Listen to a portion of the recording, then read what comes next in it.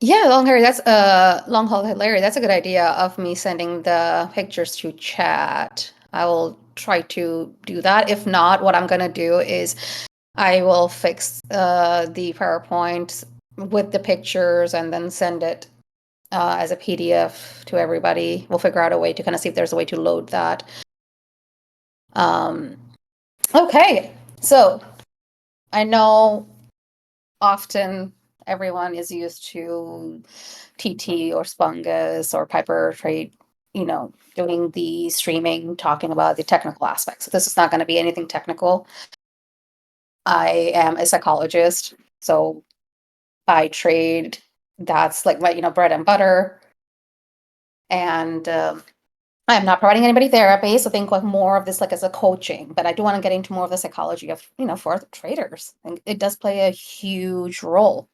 Okay, so we're gonna kind of get into a little bit of what are some of the things that can help with the mental discipline for trading success. And also like us learning about what are some of your things that could be coming up that could be blocking you.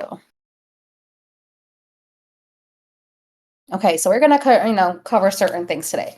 Can you still see it, guys? Because it says it's paused on my end. Yeah, we're looking at the overview. Okay, perfect. All right, cool.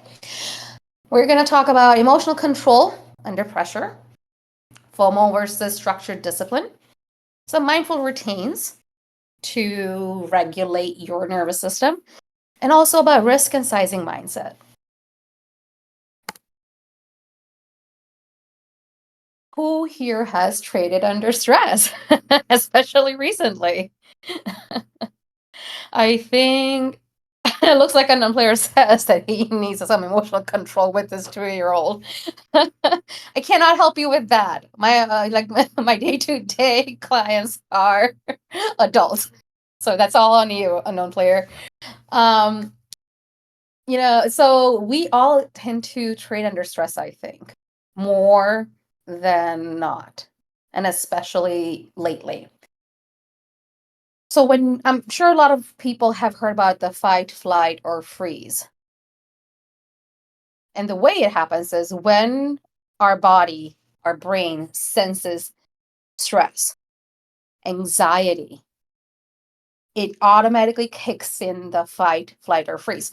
So we have amygdala and prefrontal cortex. So amygdala, I think about it as like a lizard part of our brain. Okay. It also registers fear. And prefrontal cortex is something that actually is not fully developed until the age of 25 or 26.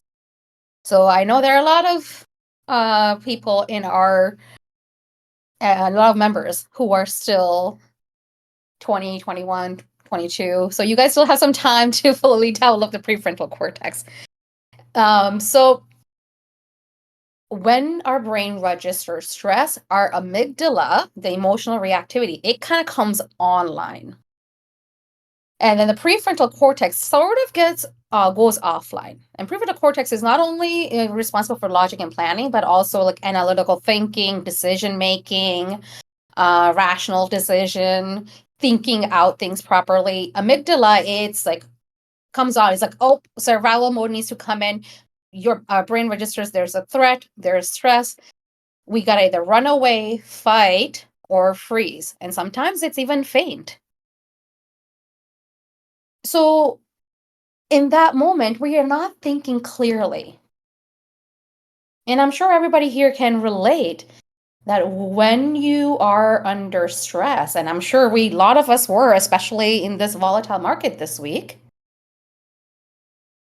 that we tend to make decisions that are outside of our rule playbook for ourselves. So what we want to do is in that moment, we want to first become aware like that is actually happening. Right? That it is actually happening, meaning that you realize, oh, my brain is reacting in the fight, flight, or freeze mode. So I'm making this irrational decision, or I'm having this impulsive reaction to do revenge trading or FOMO trading. You want to become more aware of it so that way you can stop yourself. So you can take a break. And we'll talk about how we can kind of change that, where we can make our prefrontal cortex to come back online, make the amygdala go offline. Okay. So, what are some of the ways that we can manage that hijack? Name it to tame it. Name something. Sometimes, we tend to go down the rabbit hole. So I have people that would call that particular part of that would be like Alice the Wonderland. Alice who goes on the rabbit hole. So think of a character for yourself that you can name it, that kind of comes online, that makes irrational decisions. That can help you, once again, become more aware. Because more aware you are of your amygdala coming online when you are under stress, more you will be able to manage your behaviors. Because often when amygdala is online, we tend to have impulsive reactions versus responses. Okay. Honey Bunny from Pulp Fiction. Okay, I like that. Spungus, what would you name it? I'm sure we've all had those impulsive behaviors. What would you name that part of your brain?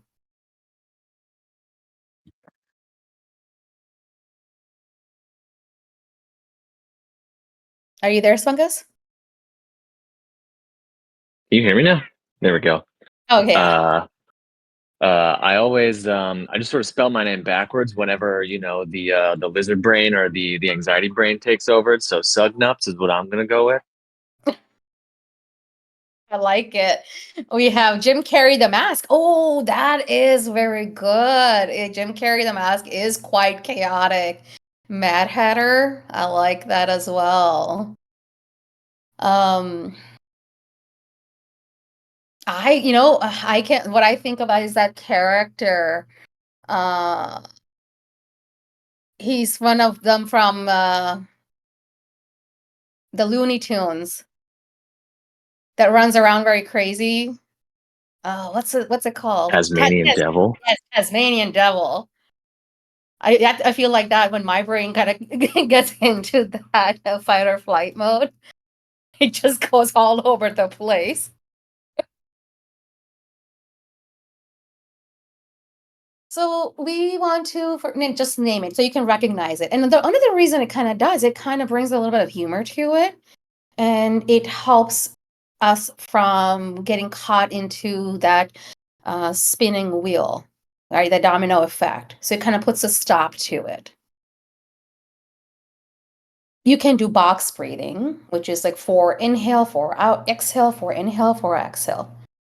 But also you can do what we call diaphragmatic breathing. It's you want to count from 1 to 3 slow, deep breaths from your diaphragms.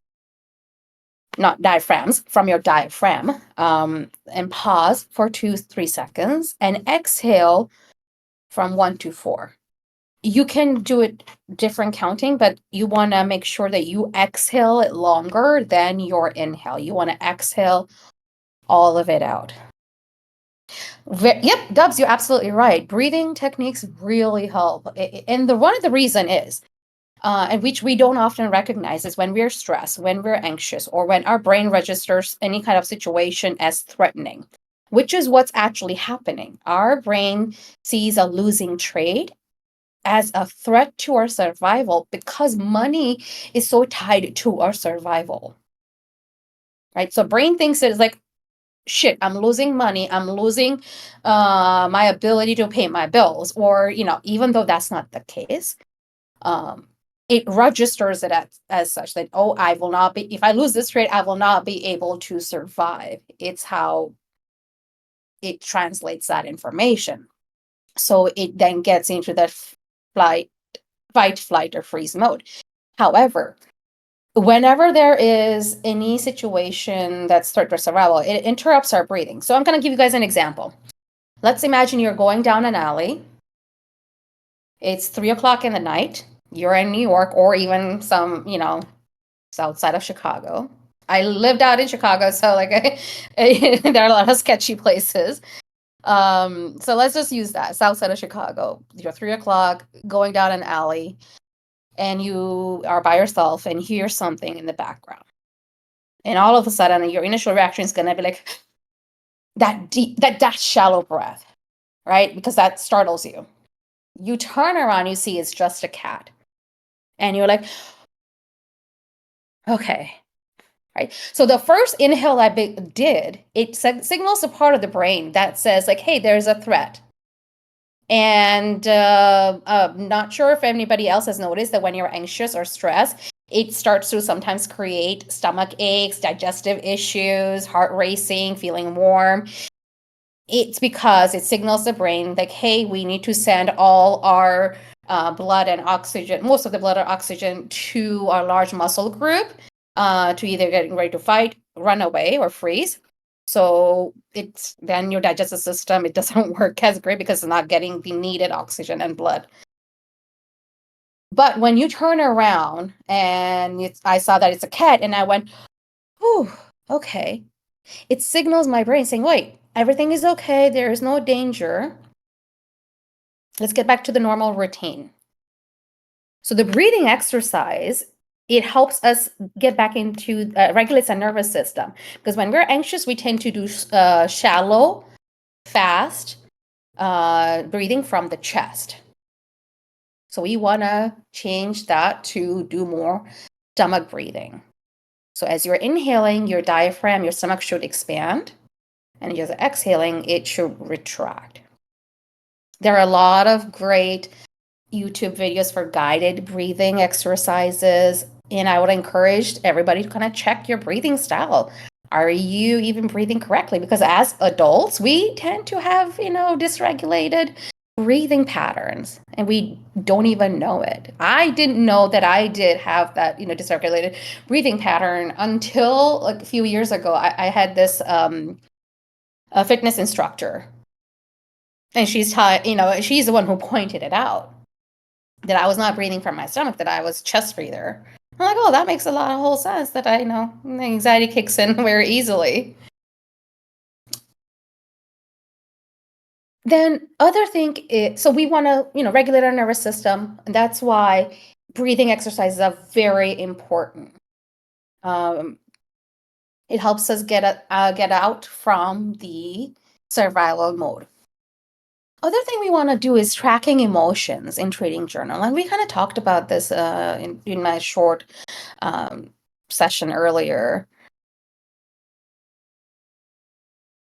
And the reason being is that you can then recognize in future that, okay, if I feel fear, if I feel anxious, what are my thoughts about it in that situation? And how is that impacting and showing up in my behavior? So to kind of give you kind of curious, when just use, if you guys can use answer in the chat, during this week, when the market was so volatile, what kind of emotions were you having when the trades were going right or not going right? Fungus, would you like to kind of jump in? If you I know you had a lot of things going on. You had some really good trades as well. What kind of emotions were you having, like when you saw how good your trade was going?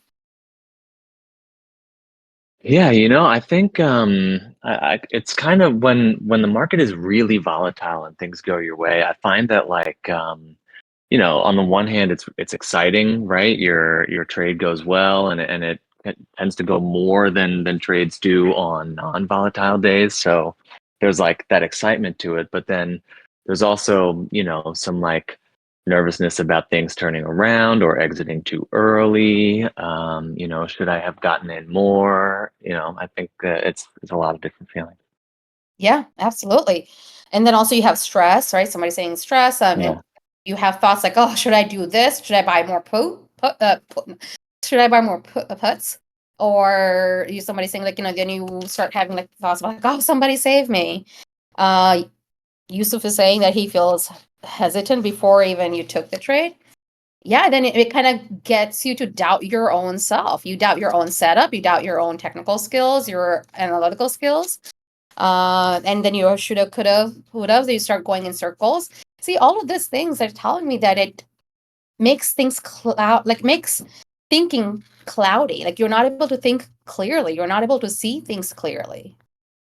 I've even had a situation like on one of the days that we were trading in my Tesla. Like I know Tesla goes $40 up, $40 down the next day. And I knew that. And I had my put was, not a quick expiry, like it was long expiry. But even then, it stressed me out so much because I somehow messed up my stop loss. And by the time I realized it, it was like negative 80% loss. And I was like, holy shit. But I knew it was going to be okay then within a day or two, because that's how Tesla seems to work. But it stressed me out to the point I was looking at the computer screen and it was just blurry. I couldn't see anything. I was like, okay, I need to that was my indication. Like, I need to get up and walk around. And it does crash you out. Yeah. Somebody else is also talking about like how it really crashes you out. So we want to identify how it also shows up physically, right? What kind of physiological reactions are you noticing when you are feeling these emotions, when you're feeling stress? The reason is that we don't want to crash out. We don't want to get to a point where we feel completely crushed. So if you notice, Larry, that your heart rate is going up, you're feeling more warm, or you notice more muscle spasms, or if you notice yourself clenching your teeth, clenching your jaw, those are your signs saying, okay, maybe I need to get up and walk around so it doesn't get to a point where I crash out. And afterwards, also trade after your trade is done or towards the end of the day, track your emotions, your physiological reactions that you had so you can be more aware about yourself. And we want to do all these things so we can be more structured rather than not engage in FOMO. FOMO, it ties into it as impulsive trading. I have done it. We've all done it. But our goal is to do or have less FOMO trades. And when we do FOMO trades, 90% of the time we end up losing out on it. And I know I saw a lot of people comment in chat this past week that they had to stop themselves, chasing trades from FOMO because we're seeing all these people making money. And then it's like, oh my gosh, I want to make money too. And so we throw once again, our expertise out the window and we enter a trade just hoping that it will go our way so we can make 100 times of profit. So goal impulsive is your reaction. We want to have a response. We want to look at what the market is doing and we want to have a response. A trade. Look, think about you putting a trade as a response to the trend in the market rather than a impulsive reaction. What I would also suggest is that write down like I have a post-it note as a reminder to to regularly check yourself before you enter a trade. Am I making this trade because of FOMO? Or am I entering this trade because it's a structured trade that follows your technicals?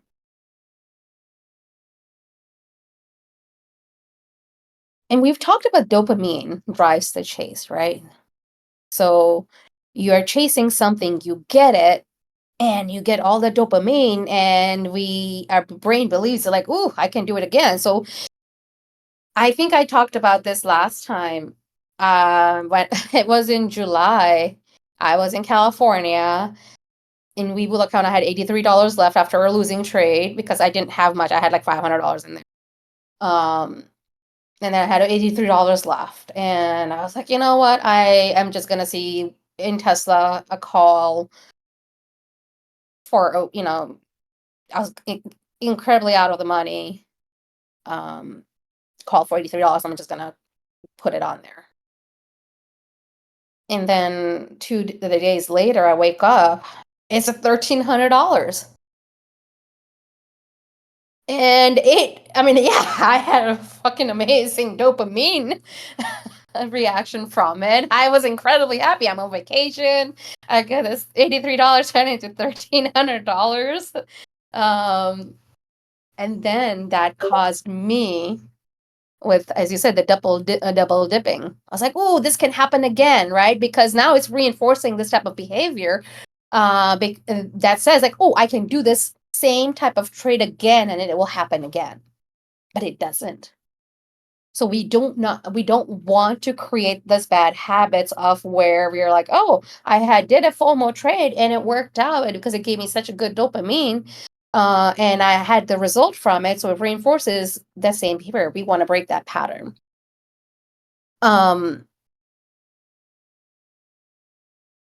Somebody's asking, like, how do you deal with scenarios where you start questioning if your setups are clean or not? And in turn, you cost yourself money either by taking a trade with a bad setup or by not taking a trade that is actually a good setup. How do you calm down from that kind of analysis paralysis? That's a great question. Few things I think would be, I would suggest. First of all, as it says here, no trade is a valid decision. Okay, if in that moment you have a trade, you're entering a trade, and you're questioning yourself, it is okay to not take a trade. Okay, you do not have to force yourself to take a trade. Take breaks. After that, you want to walk away. Do something, first of all, that has nothing to do with trading. It could be go for a walk, play a video game, or actually talk to somebody. It doesn't have to be about trading. I would say do something completely different that will give you, first of all, a healthy dopamine, something that will also help you relax yourself. This is how we're going to activate our prefrontal cortex, right? Because when you are stressed, you cannot think clearly. You are going to doubt your setups, right? Because your amygdala is online. So we want to do things that's going to help bring that stress down, regulate your nervous system. And so it could be go for a walk, exercise, do some meditation, breathing exercises, maybe even, do a guided meditation that has a calming sounds, even take a nap. Doing those things will help you then think clearly. Then come back to it. Come back to your setup. Maybe do some paper trading. Check your setups. We have a lot of different members with different expertise. We have TT, Spungus, Piper Trade, and Henry as well now. Maybe reach out in one of the channels to say, hey, this is my setup. Get some feedback. So somebody who can also help you evaluate your own setup. Increase your confidence in your skills. That can help you feel more sure about your setup. That will also help you with analysis paralysis. But you have to create a plan that's outside of trading, that is going to fill your cup of dopamine, fill your cup of joy,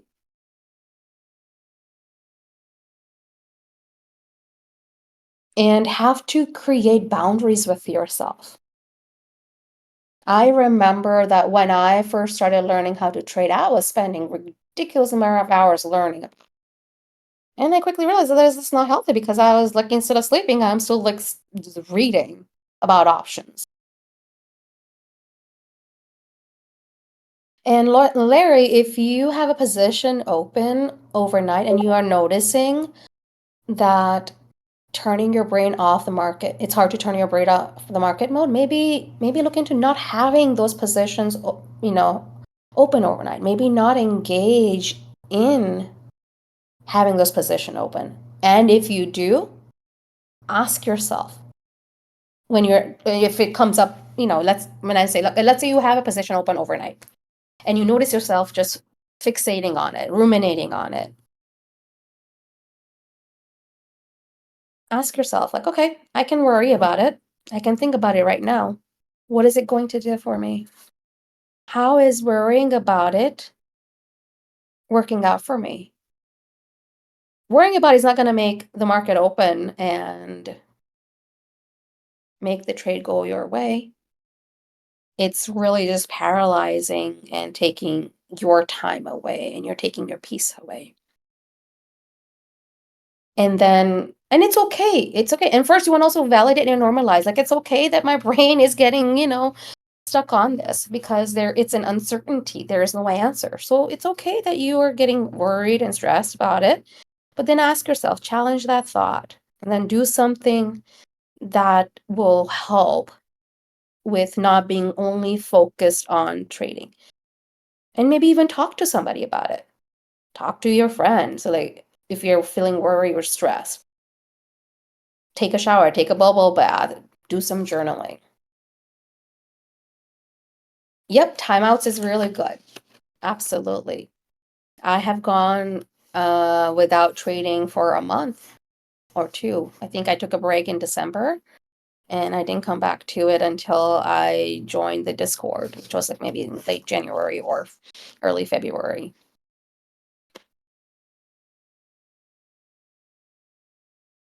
One of the other thing it can, I was talking about earlier, um, to regulating a nervous system, and the goal is to being proactive and not just reactionary.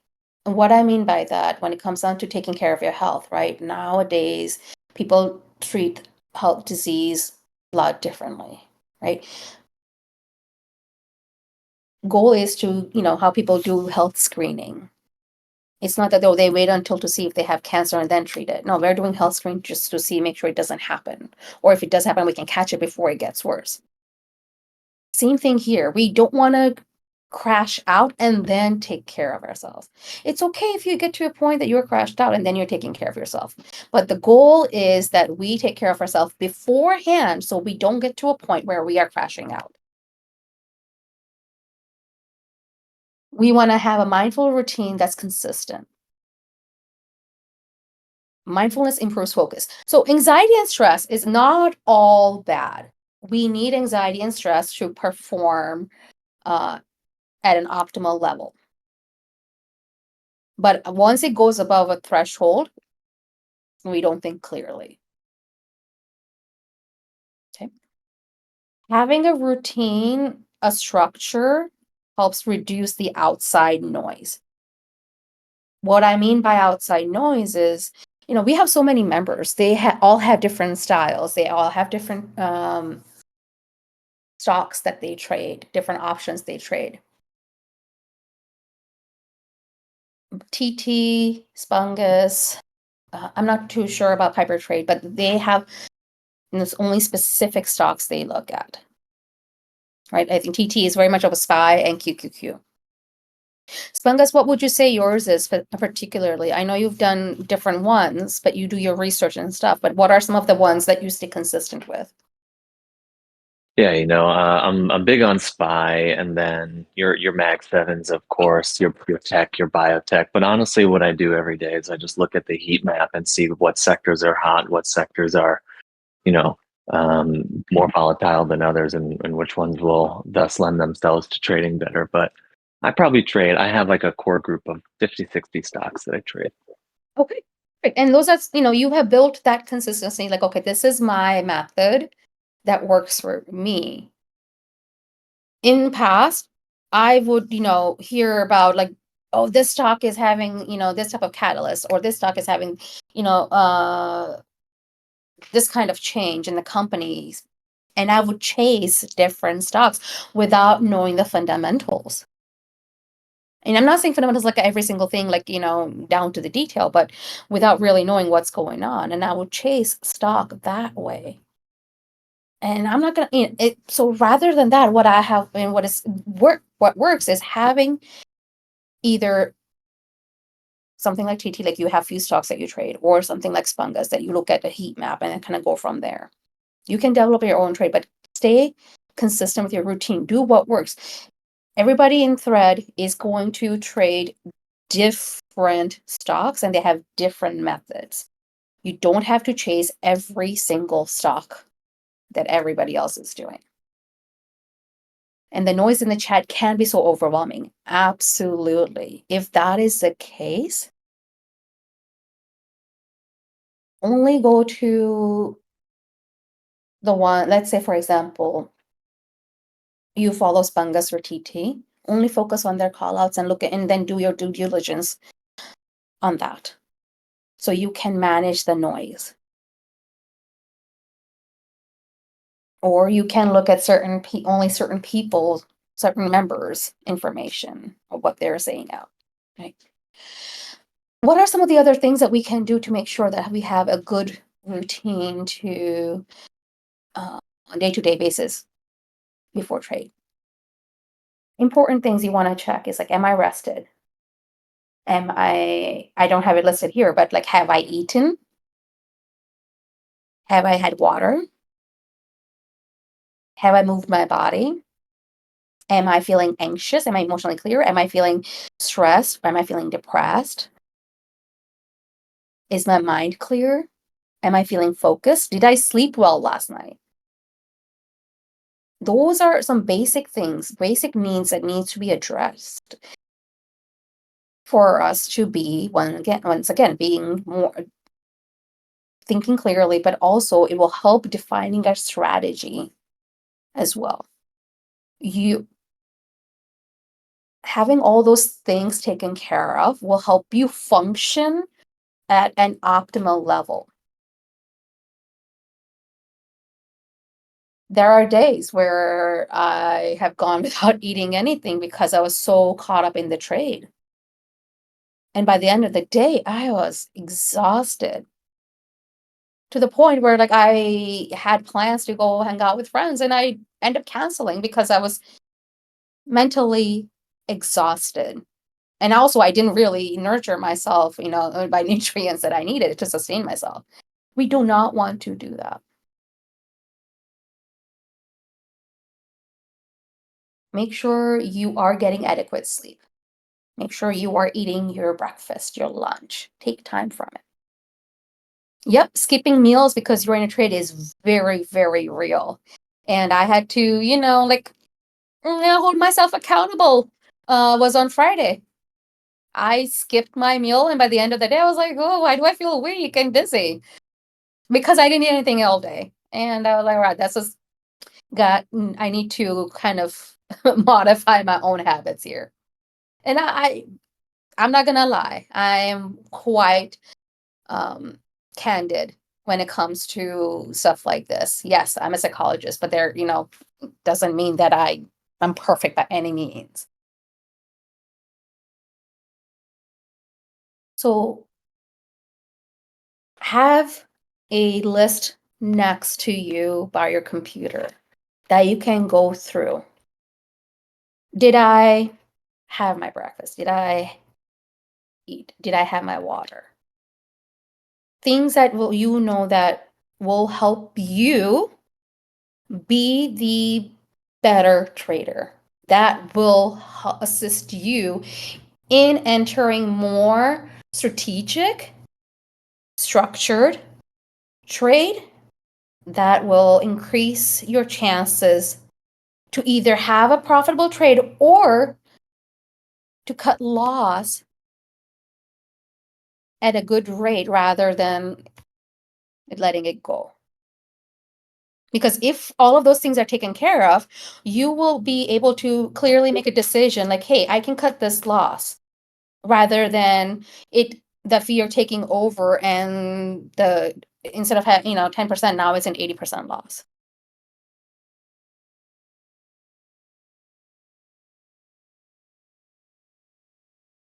I am looking at the question. Yes, Bubba on roll. P breaks, gets pushed. Do not do it.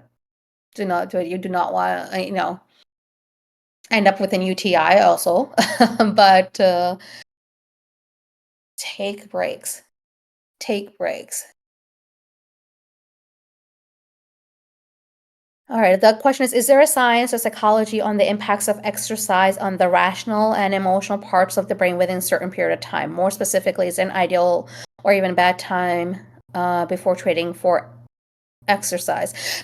Physical movement is actually very, very important and necessary, not only just for our physical well-being, but there is a lot of research that shows that exercising, including including weightlifting, it tends to improve our cognitive skills, our cognitive abilities, thinking analytically, decision makings, problem solvings, and including our memory. And doing it consistently over time, strengthens those cognitive parts of our brain. And it also shows that can reduce chances or delay onset of dementia if you are at risk of, for dementia down the line. Okay. So I would suggest morning is better. And let's say you are in the middle of the trade, you're feeling really stressed out and, just overwhelmed. You don't have time to just get up and go for a walk. Still get out of your chair. I like to call it a shake it off. Shake it off meaning like start just shaking all parts of your body, like maybe it could be dancing. So you can shake the energy, the anxiety off your body, because our body and muscles tends to hold on to our emotions.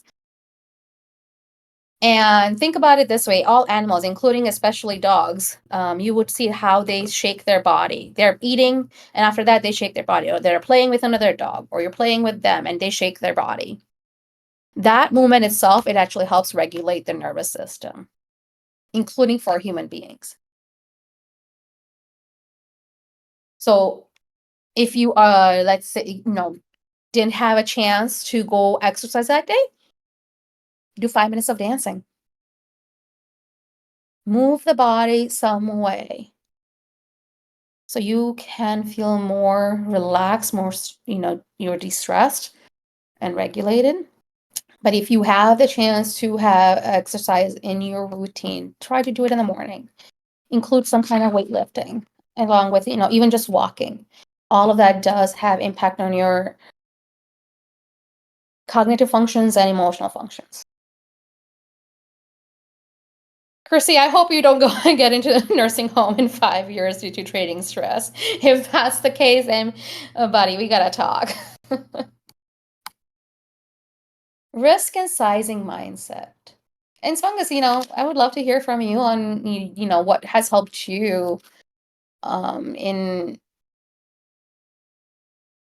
managing risk and, not over leveraging, especially from like when you started trading before versus now.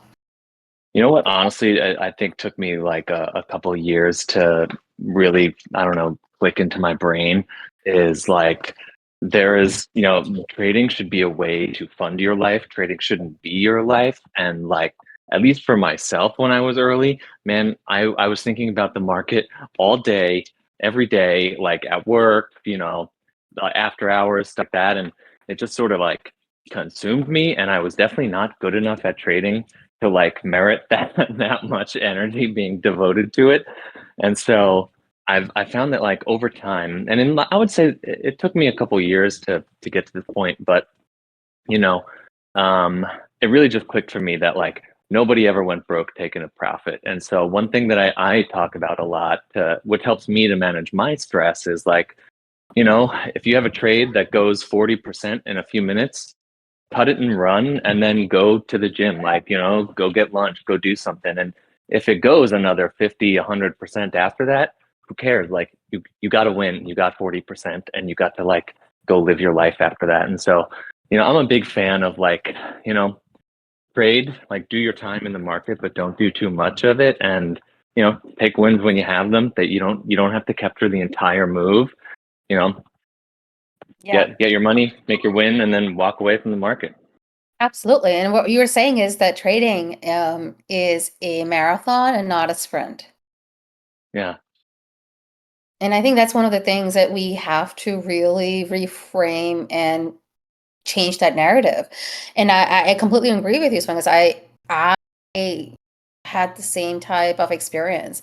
And especially I think what happens is like Reddit, as much as like, it can be helpful and, beneficial, but it does create unrealistic expectations, especially Wall Street bets. Oh my, dude, that is like we could talk about that all day. Like people need to reel those expectations in. Like, if you get like in TT's challenge, like the goal is 8% per day. Like if you do that over the course of a year or two, do you realize like how insane that kind of gains is? Like it's truly nuts. And even that, like forever is not a realistic goal. So I think people need to just like really reel in their expectations, and then when they're not expecting millions to happen overnight, they can be happy with the natural and sustainable growth to their account.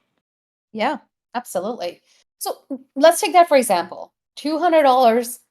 So with 5 days trading, but instead of, because we're not going to be green every single day. But let's say you made $200 profit. I'm just going to keep it very conservative. 3 days out of the 5 days, times that by 4, that's $2,400. Times that by 12, that's $28,000 in a year. Times that by, let's say you do 5 years. That's still over $100,000. That is possible. But what ends up happening is that we start chasing to a point because we want those 1,000%, profit every single trade, and we end up losing more than winning. Reddit, I realized that Reddit Wall Street Bets was creating a lot of unhealthy expectations, but not just unhealthy expectations, but what also it was doing is it was getting in the way of me feeling good about my trade when it was a good trade, good setup, and good profit. But just because it did not have the same outcome financially versus the others, it would make me feel down rather than feel happy for it. So let's say I made a trade and I made $500 on it, but then I see somebody else made that trade and they made 5,000 on it. I'll be like, oh, damn, fuck. What? Sure, I can learn from something. What can I do differently?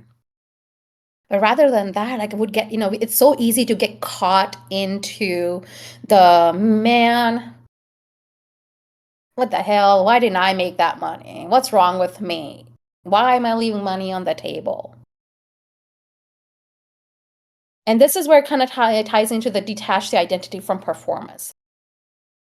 Because we look at a losing trade as a failure. Then you feel like a failure. And then then that feeling turns into more an identity, but like, oh man, just I'm a failure in trading. And you get and then you get caught up in really beating yourself up and having this negative narrative about your not only the ability, but also about like, man, I guess I just doesn't work out for me. And I know a lot of people, like a lot of times we tend to joke in chats and whatnot, like, yep, see, I'm going to enter and it's going to, oh, I entered put and that's why it's going to go up now. And we say those things, jokingly.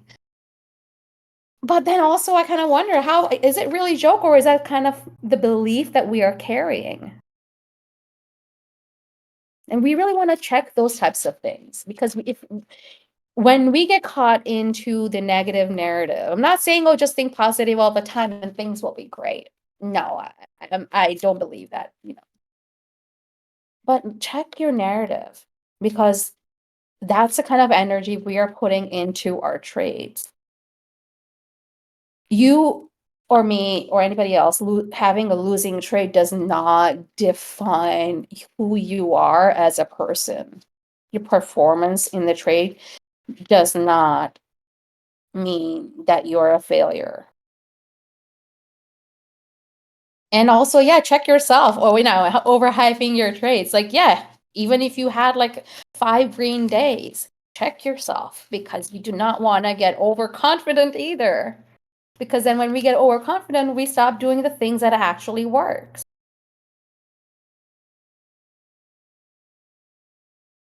So definitely separate your trading from your identity and what it means. Not all, and I hope that all of us are good at trading. I really hope that we all become phenomenal traders and make millions of dollars so we can fuck all those hedge fund guys and billionaires.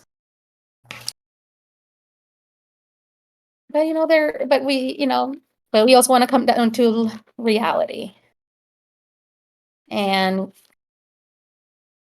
ground yourself.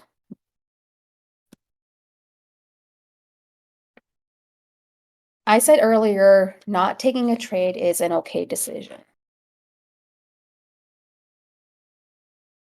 Ask yourself, is it okay worth losing my capital here? Or should I get out of this trade so I can preserve my capital because it is very volatile? Or I can't seem to see right now clearly where the market is heading or what the trend is, or I just have a lot of stress at work or a lot of stress in life, and I'm not going to be able to really pay attention to what's happening. So it is okay to get out of trade early, even if it's at loss. And Spungus, if it's okay for me to use as example, like this week, for the last past week or two, you had a lot going on, and there are a lot of times that you did say, like, "Hey, I'm just getting out of the trade because I'm not going to have a chance to watch it." Yeah, 100%. Sometimes life's you, and the green and red bars aren't what's at the front of your brain, and so your options are stay in these positions and add market anxiety to your already full plate, or just abandon ship in order to keep that plate like a good amount of with a good amount of space on it. So Yeah. yeah, I do that kind of stuff all the time. Like, even if I see a good move happening on something, but like, I have work or whatever, I'd rather sit out and not worry about it than, you know, Mhm. lose my ability to like maintain my sanity while I'm doing other stuff. Absolutely. And I have had days where I didn't listen to myself. You always have this gut feeling. We all do. We all have this gut feeling. And we can, as humans in general, can get better at listening to our gut feeling. And there have been times where my gut just says, don't trade today. Just don't trade. And I have ignored it. And on those days, especially, I have lost money. And I have learned that, okay, listen to my gut and preserve the capital. It's better to not trade one day when I have, or if I'm not in mood, or it's going to be a busy day at work, or it's just been a chaotic day. I think I mentioned the other day where that as I mentioned, my dog is older, so he had an accident in the house, and then he slipped in it, and it was like right before work. And it just was a chaotic start.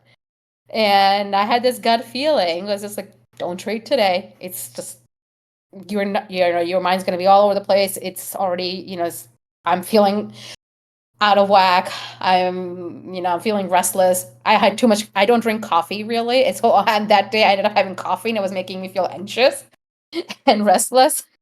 And I had all these signs that said, don't trade. And I ended up trading that day. Yep, I lost money on it.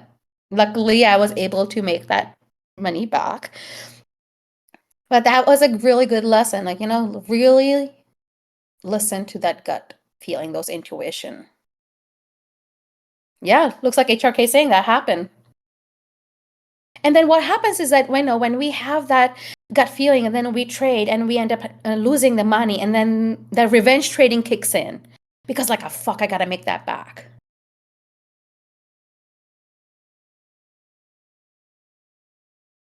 And then in that sense, we do an impulsive trade without checking things, and then we end up losing more money. And then we get into that rabbit hole. It's like, oh, fuck. And then it just upsets you. Go ahead. No, dude, I agree, and that you just spiral when that shit happens. The only way to fix it is to leave the market Exactly. And then when we leave the market, it's like, we just ruminate on it because our brain does not Oh like yeah. losses. And one of the reason, somebody had, I don't know when it was, but somebody made a comment about like, why do we, focus on our losing trade more than our winning trade? It's because when we're losing trades, right? It is igniting this negative emotion. And our negative emotions are registered through our amygdala. And when it comes down to our memory, our brain tends to store information, memories that is attached to strong emotional components or strong emotional reactions. So, for example, to kind of give you an idea, those who have dementia or Alzheimer's, as they will tend to forget a lot of things, but they will tend to remember situations, memories that were tied in with either traumatic experiences or negative emotions, even the things that they may not have thought about in years. So that's one of the reasons why we tend to remember our losing trade a lot. And our also brain doesn't like losing. So it kind of goes over and over again, like, okay, what can I do differently? What can I do differently? But when we are worrying, we can't problem solve. So we have to reset ourselves. It can be a good survival instinct, but depending on how you're remembering it, are we remembering it as, okay, what can I do differently to and learn from it so I can grow and take different actions? Or are you beating yourself up? Because if you're beating yourself up, it's going to create more doubts. It's going to bring down your confidence. You're going to start looking at yourself differently. And that does not equal into having a structured, strategic trade. Fungus, would you like to add anything to this? Because when it comes down to over leveraging and all that, you can speak more about it. Feel free to jump in. Yeah, when I see people talk about like over leveraging, I think what I also see people, I think a lot of people just sort of think kind of fundamentally wrong about position sizing, right? Like if you have, say a $5,000 account, you should be positioning $1,000 on every trade, or like you should be doing $2,000, whatever. Um, and I think that it's not one size fits all. Like, I might be comfortable with my $5,000 account holding $1,000 position overnight, but if you lose sleep over it, $1,000 is too big for you. Um, and there's no point in doing this if you're just gonna make yourself suffer in the process. So, I think over leveraging, like you can't ask me what your position size is and have me give you a correct answer. That's an answer for you to answer for yourself. Like, you know, if $500 you're okay sleeping overnight on, then $500 is how big your position should be. And that's really something that for me, again, helped me to get better at swing trading specifically. But I think it's all just about managing yourself and your own like expectations, your own risk tolerance, comfort with different things, and what's right for one person isn't going to be right for someone else. 100%. I think, yeah, especially the last part, what might be comfortable for you, what might be comfortable for TT does not equal that it's going to be comfortable for everyone. So if Spungus, I know Spungus doesn't share how many contracts he's buying, right? And I think TT's also working on changing his approach because a lot of people are full porting. Just because Spungus and TT are full porting because they feel comfortable with it or they have the capital to do it doesn't Yeah, mean. and I think that's what you just said is such a like a key thing for people who are new, who are following anyone's call outs on here is that like, $5,000 in a $5,000 account is a whole lot different than $5,000 in $1 million account. And so like the number of contracts that somebody takes should not be the reason that you take a certain number of contracts. I think you have to kind of take it on yourself to to manage your own position sizes accordingly. And admittedly, that's something that I learned by doing it wrong. Tuition of the market, we'll call it. But I think that hearing like the number of contracts when you don't know like my position size, my risk tolerance might be different from yours. How big is that position in the setting of my account? All that sort of stuff. And so I think, you know, full porting because some dude with a purple or an orange name on Discord said something is simply not the way to do it. But I Yeah, think, you just gotta learn that sort of trial by fire. absolutely. And check in with yourself. What makes you feel safe in the trade and what doesn't? If you notice that a certain trade does not make you feel safe or makes you feel more anxious, don't do it. There were times that I stopped doing zero DTE. And there are still a lot of times I don't do zero DTE because it just triggers my anxiety. Yeah, and you know what? It's funny because like you say that and then at least for me personally right now, swings give me a lot of anxiety because I feel like the market is so unpredictable that like, 6 months ago, I was very comfortable holding contracts for days and weeks and months at a time, but I'm just not doing that now. So a lot of it is like that self-reflection and saying, yeah, that's not going to work for me, so I'm going to change things up right. Absolutely. Absolutely. Because if you're not feeling safe in your trade, you may end up getting out too early. You may end up getting out too late. And when I say getting out too early, meaning, people have asked like, well, what can I do to not leave as much money on table, or what can I do to stay in the trade longer?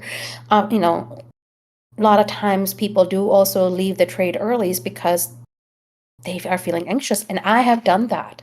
And that is okay, by the way. It is okay. If you leave with a 5% profit instead of 10, it is okay. Profit is profit. But also just check in with yourself. What was the reason that you left the trade? Was it because you were feeling anxious? Or was it because you were satisfied? Or was it because you noticed a trend change? If it was because of the anxiety and the trend hadn't changed, then ask yourself, what can I do differently next time that's going to help me feel more confident and safer in this trade? And if it's, maybe even if you are going to do day trading, but instead of doing zero DTE, do two DTE or even a week DTE, just so the Greeks are not killing your investment. It is okay to do things differently. It doesn't have to be equal. And our outcomes are not going to be the same either. I saw this dude on Reddit. Ridiculous luck. And he had the capital to do it. For him, he investing 27K was nothing because he had like a couple $1 million of capital already. He took the 27K and turned into a $700,000 profit. Ridiculous. But that doesn't mean that's, would I want this to happen for all of us? Fuck yeah, I do. Is it likely though? Probably not. And that is okay.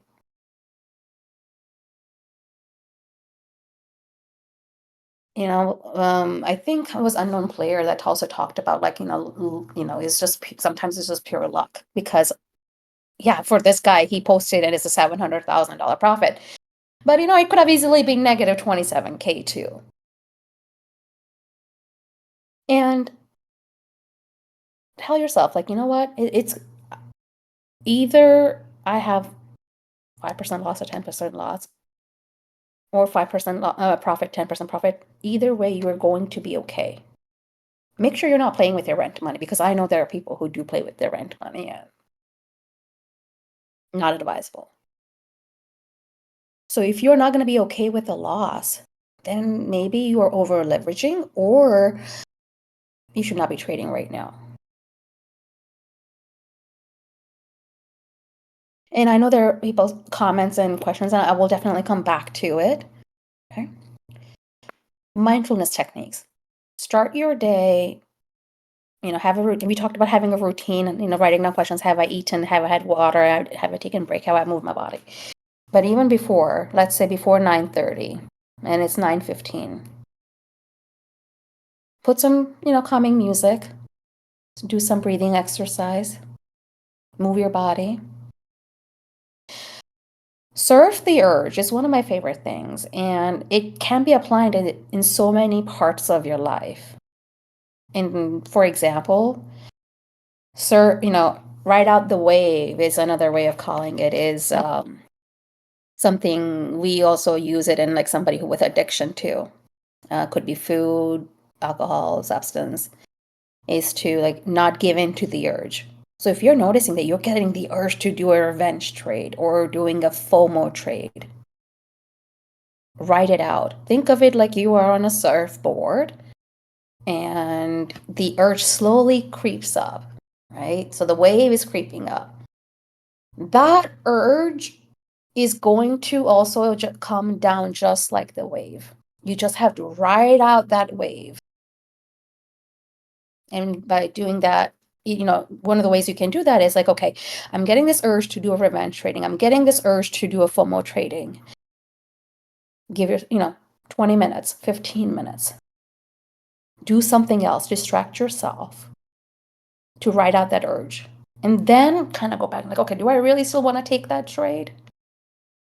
Am I thinking clearly in doing this trade or not?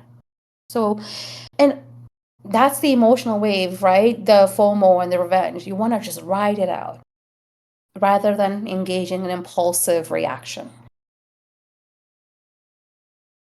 We talked about this a little bit earlier. If I feel anxious, then I pause, right? If I already feel anxious because I didn't get enough sleep or because I feel stressed because there's so many other things going on in the world or in life, I'm not going to trade. Like I have a rule, outside of trading. Like if I feel anxious or if I am sad or if I'm feeling depressed, and even on those days, I'm going to go out, spend time with my friends. I'm not going to drink no matter what because it doesn't make things better. Same thing with trading.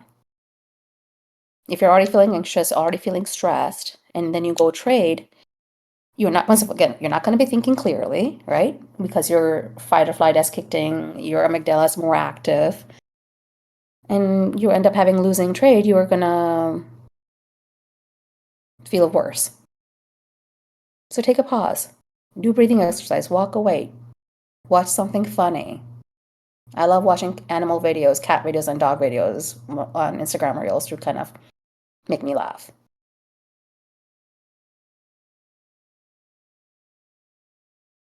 Techniques for smart risk, right? I think, TT, Pepper Trade, Spangus, they all talk about it. Use your fixed percentage risk for trade. It is okay to have losses. Losses are very common, incredibly common. So it's okay to have losses. Just manage your loss.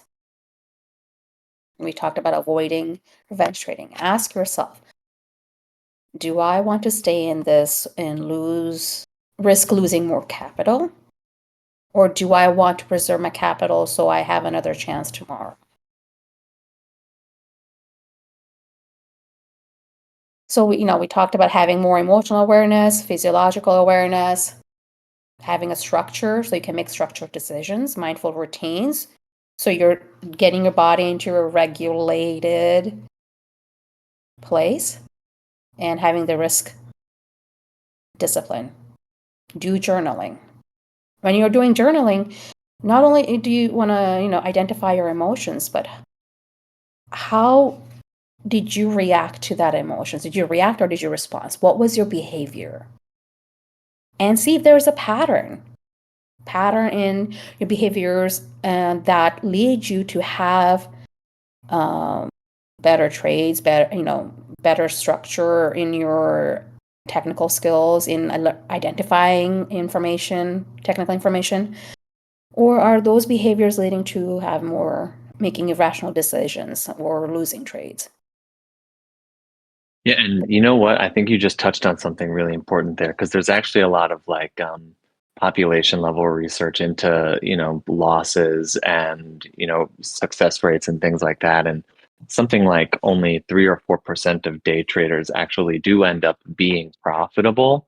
Um, and furthermore, like of the people who do end up becoming profitable, they self-report being correct on trades between, generally speaking, 50 and 70% of the time. So it's not easy, to become a successful day trader. And even when you are, by definition, a successful day trader, people are wrong between like, a quarter and half of the time. It's just about managing those losses and making sure that your W's are larger than your L's. But like a successful day trader is not somebody who's never wrong. That's simply not a thing. It's somebody who can manage their losses correctly. Absolutely, because there are so many um, outside external factors that play a role, and we all see it right now. What's going on in the world, and not just in what's going on in the political climate, but also is there a huge announcement in the company, or is there an allegation, or is there a lawsuit? All of those external factors that we cannot foresee play a role in how the market reacts. And so you may even have a really good trade set up, and market just suddenly flips and does the opposite of what you thought will do. And as Funga said, in those situations, cut your loss You just got and to cut the loss, right? Like, I mean, it happened to me just this last week with ET, like I longed it one day and then the subsequent day, SPY decided to dump and trade went south. So, sometimes other things happen. Your system on all accounts told you to go into it, but it just was wrong. And so, you know, yeah, learning to just cut and run is a tough thing to. absolutely. And guys, do you want to take a quick couple minutes break? My dog just woke up and really needs to go out. So Spangus, if that's okay, if you want to see if you want to chat something, you can. But guys, you can also write questions in the group that you want some answers to. But I do need quick 5 minutes to take my dog out. Yeah, cool. So I'll just answer Grizzle's question there. What do you think is the main thing that separates profitable from unprofitable traders? And honestly, it's what I just said, right? Like the only thing that matters is like keeping the W's larger than the L's. Like it's that simple, like if you're thinking about your weight, really the only thing that matters is calories in versus calories out. And it's the same thing with this. So, like I have my system and almost every trade, every day trade at least, my hard and fast rule is I do not let anything go more than 10% red as a day trade. And so, I cut things when they 10% in the wrong direction. Sometimes, I'm the victim of a liquidity sweep, but that's baseball. I have managed to keep my wins bigger than my losses by being very strict with that rule. And so, uh, just be awesome. What I will say about that, when it comes to logging trades, I will say that I think that it is a very, very, very good thing to do, especially when you're early. Like, um, and I really don't want to sound douchey here, but like, when you're learning how to do it and you're trying to figure out like what trades worked, what trades didn't work, having that log and having like your entry, your exit, your thesis, and why you were wrong in that trade and logging it is a very helpful thing. And then eventually you get to a point where like you just sort of get good at it and the log isn't helpful anymore. So like at this point, I don't log my trades anymore. But you know, um, I did for what I actually did was, for a couple of years I didn't do that, and it was very difficult, therefore, to figure out where I was going wrong. And those were the years that I wasn't profitable. And then, after losing more money than I cared to think about, I decided to just like whip myself into shape and be rigid with things like that. And I kept records. a lot more tangibly than I had before, and figuring out, oh, okay, I need to, have a hard and fast percentage down that I'll tolerate. I need to think more about my entries and be very like strict with the entries. I'm chasing things that ought not to be chased, and so I think the log, especially when you're early on, is such a crucial thing.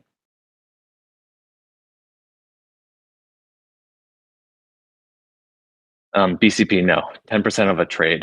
Definitely not 10% of a count. I mean, like, if I start a trade and I'm just going to throw out a number and it's like $100 trade, if it hits $90, I exit it.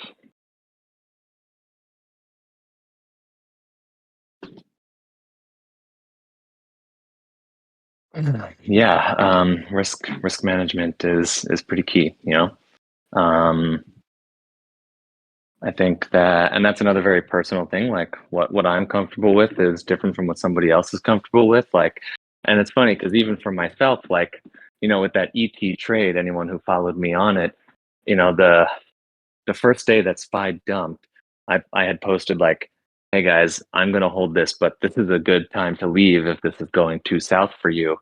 And that's because like I'm not comfortable with you guys risking, because I'm holding. And so, my conviction was low on that one. And in retrospect, I myself should have exited that day because I held it till the following day and it just plummeted even more. And so, you know, uh, I think risk management and your ability to cut a loss when you should is the biggest hurdle, at least for me, that turned me from unprofitable to profitable.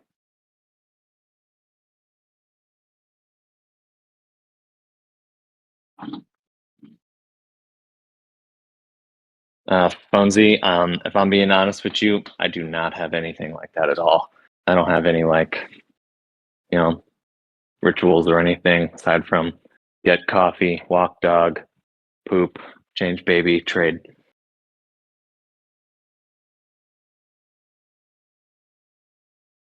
Deej, I do that all of the time, all the time.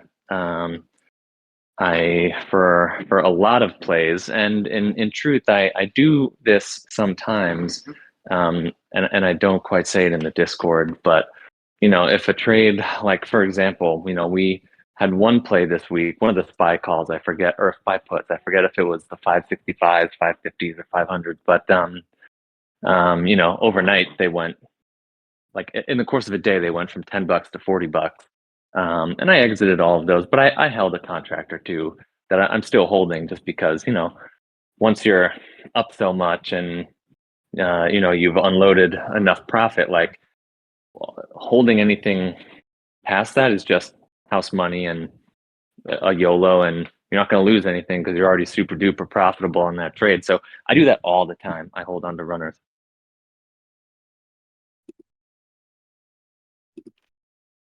Thank you, Spungus. I am back. Mhm. Where should I pick up? Let's see. Well, I was just about to get to do you adjust stop loss right after there's a spike in value? So just be awesome. This is something that I think if you ask 10 different traders, you're going to get 10 different answers. I'm just going to answer your question, then I'm going to give the proverbial mic back to Prince over here. But um, I think that putting stop losses in to your broker is a mistake, in my opinion. There are a lot of things that happen, like liquidity sweeps and things where wicks just make incredibly volatile swings for like under a minute, and because you set a stop loss, you got sucked up into that liquidity sweep. And so I always have a mental stop loss. Like I know when I enter a trade what level I'm going to cut a loss if it goes that way, but I don't put that order in. I literally will have my sell screen up, ready to be clicked if things are going that way, and then I will click sell myself. I never ever use stop losses or limits uh, in my trades like that. But anyways, Prinks, I'm gonna mute myself now. Back to you. Thank you for answering that. And I know I agree with Spungus about the stop loss part. I don't have that for the same reason. And also because, for example, I've been telling myself to stop doing Tesla because how volatile it is. But because also how volatile it is, like I stopped getting weeklies. I would go 2 to 3 weeks out because it gives me enough time for the trade to become profitable. And if I had the stop loss on it, I would lose money. But I would have a mental stop loss. So I want to see what other questions people might have. One of the other things I do want to talk about is that be kind to yourself. We tend to become our worst critic, and we tend to talk harshly to ourselves, especially when we have losing trade. We tend to, have the internal dialogue as like, ugh, that was a stupid trade, or I'm so stupid. Why did I do that? What a stupid move. And that all those kinds of things can get fused with the way we look at ourselves or the way we look at our own skills. And once again, that kind of makes things more foggy for us. So be kind to yourselves, especially when you do have a losing trade. And also, yeah, when be happy excited about your winning trade. But also make sure that does not change your skills. For example, if you're trying to get a six-pack, and in the way to get six-pack, you work out, you eat healthy, you sleep, you do your supplements and all those things. But then once you get your six-pack and you stop doing all those things, then you're not going to be able to retain your six-pack. So it's the same thing. To retain the outcomes, you have to keep doing the things that actually work. So enjoy, celebrate your winning trades, but do not let that change your method, unless, of course, you're improving things. But don't stop doing those things just because you're having more winning trades. For example, you notice that you start doing these meditation things to kind of regulate yourself, and if you see that's actually helping you, then continue doing it. Even after you continue to have, you're more profitable. I think we lost Spungus, by the way. But he said he has to bounce. So I'm going to scroll back a little bit to see what questions that I might have missed. Okay.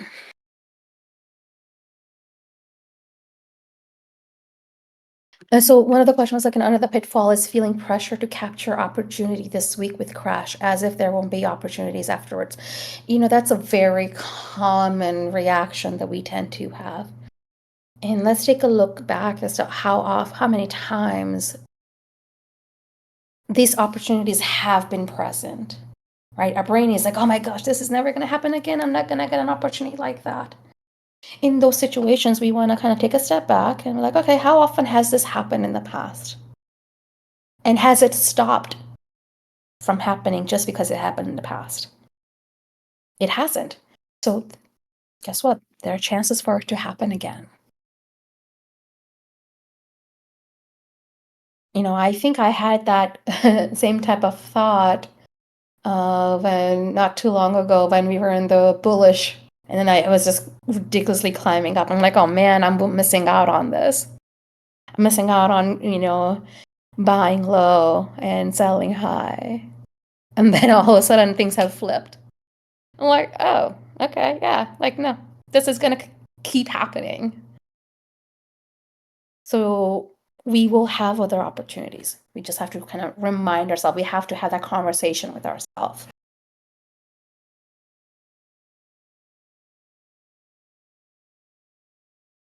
How do you avoid or overcome overhype yourself from green days? Hey, celebrate yourself. It's okay. Celebrate it, enjoy it. And the next day when you sit down to trade, clear yourself mentally. Do the things that we talked about. Write down the things that actually did work to help you have a green day. So that way you are trading clearly, right? And you are more grounded and you are trading mindfully and not mindlessly.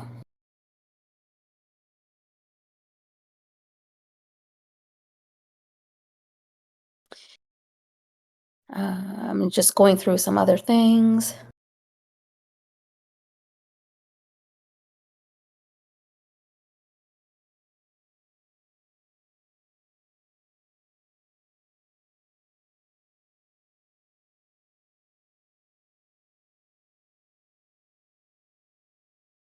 I think Grizzle Spungus already answered your question. And Cake, that's awesome that journaling has been helping.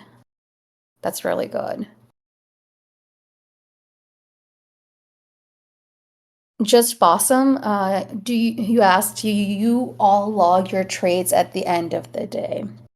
It can be helpful. And the reason is not just because to have a losing, to see, what you can do differently, but also I think it's you can check in with yourself, like, okay, I had this set up. Did I read the technicals right? Or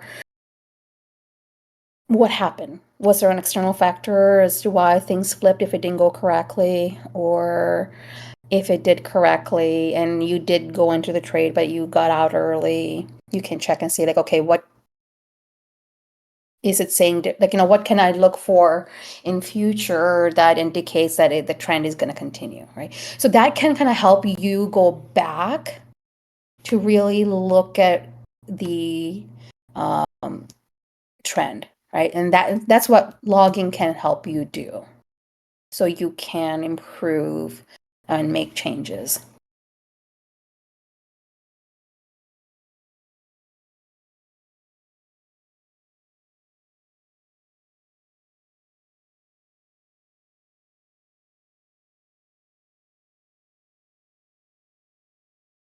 So Long Larry says, due to being down in the red all time, even big wins don't feel great and losses feel terrible. How do I rewire my brain to avoid this? Yeah, like, earlier we talked about how our brain tends to register negative, unpleasant experiences. That's tied to strong emotions.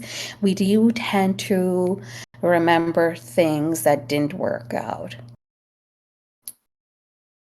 And at that time, and so our brain is funny enough, brain is wired to think negative things more because it didn't work out. Our brain likes to work things out, but tends to remember things that didn't work out. So at that time we want to remind ourselves, like, okay, let's write down what are some of the positive traits that you did have, things that when it did work out, and if that happened in the past, that it's also possible to happen in the future. And that takes consistency to have that type of conversation with yourself and to remind yourself. And it's going to take time. And allow yourself, and often I think sometimes what ends up happening is that, there is this internal fear that, ooh, I don't want to get too excited from having a green day because that could easily turn into a bad day next day. And that turns into a self-fulfilling prophecy. But it's okay, allow yourself to feel good. Losses are always going to feel terrible, and that is okay. That doesn't mean that you have to punish yourself from not feeling good about having a green day. And Larry, if you want to chat more, that we can definitely chat more. You can, also message me.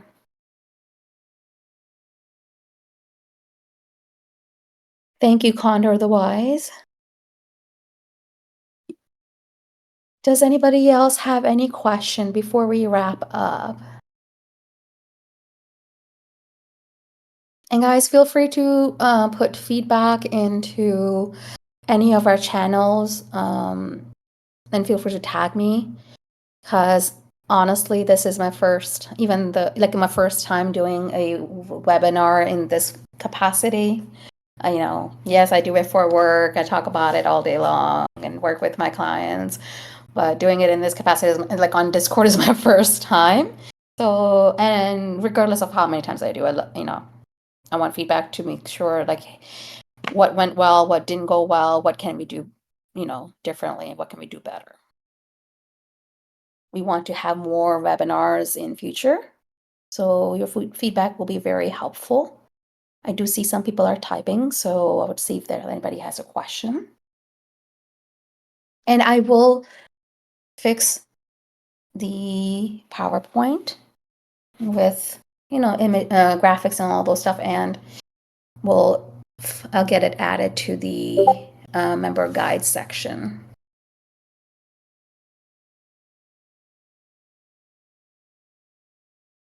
Yes. I love that user, Dick Butt Kiss. Yes, that is a good book. Absolutely.